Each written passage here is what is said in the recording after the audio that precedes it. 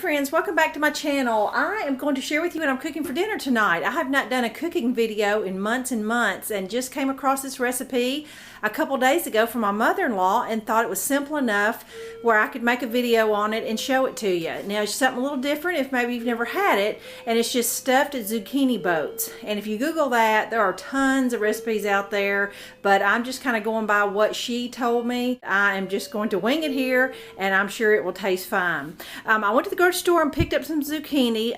It's just the three of us, so I kind of went with 2 apiece. You know, once you cut them in half, that'll give us 4 little wedges. If they're a small eater, you know, I'm sure 1 would be enough, but my crew, they may eat some of mine anyway. You'll need some kind of marinara or some spaghetti sauce, some kind of tomato sauce that you like. This just happened to be one that I had. You'll need some mozzarella cheese, a big size baker, like a 9x13 or a little bigger. This Pampered Chef baker is a little bigger than 9x13, that's why I grabbed it. You'll need some kind of little melon baller or you know, I call this a strawberry huller, something that once you slice the zucchini, you can kind of hull it out. You will need a pound of sweet Italian sausage. Now, you know, I'm sure you could use regular sausage, use whatever kind of meat you want, but the recipe she told me called for sweet Italian sausage.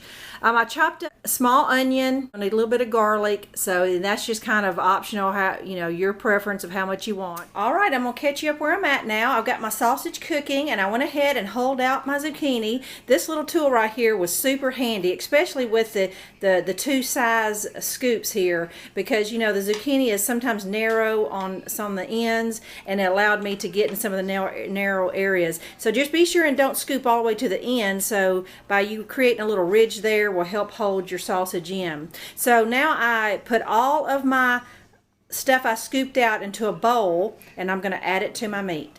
Okay, my sausage is cooking, and I would say it's about halfway done. I still see a little bit of pink in there, and this is when I'm going to add up my minced onion and my garlic, and this is how much of the inside of the zucchini I scooped out. Now, since I'm only making 6 zucchinis, I am going to take out half of this zucchini, just so you know that if you're needing to feed more than 3, you might want to use it all to make your meat go further, but I'm going to only use half of what I scooped out. One thing I forgot to mention is that I did go ahead and dice up the scoops of zucchini that I added to my sausage. So everything in there is nice and diced, and I'm going to finish cooking the sausage, and then I may add a little bit of salt and pepper. You know, the Italian sausage is already seasoned, so I'm going to go pretty light on the seasoning. Okay, I just want to show you after a few minutes, most of the zucchini has cooked away.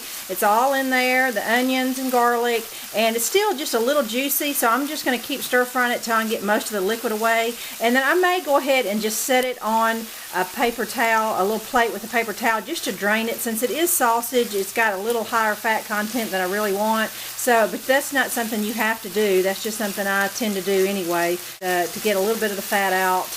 And then we'll be ready to stuff our boats. Okay, I have my meat over here, and it is cooling off and it's draining. So I'm doing 2 things at once. I put just a thin layer of spaghetti sauce in the bottom of my pan. And so now my zucchini boats are ready to stuff. I'm just going to do it by hand. Show you once I get them all stuffed, I'll have them in the baking pan. I actually had 3 boats left over. You know, I thought for sure I was going to have way more meat than I needed, but actually I didn't. I would have had plenty to fill these 3 in another little dish, but I remember I threw away half of what I had scooped out because I just thought it was way too much. But the zucchini does cook away, so you don't have as much meat mixture as you think you do.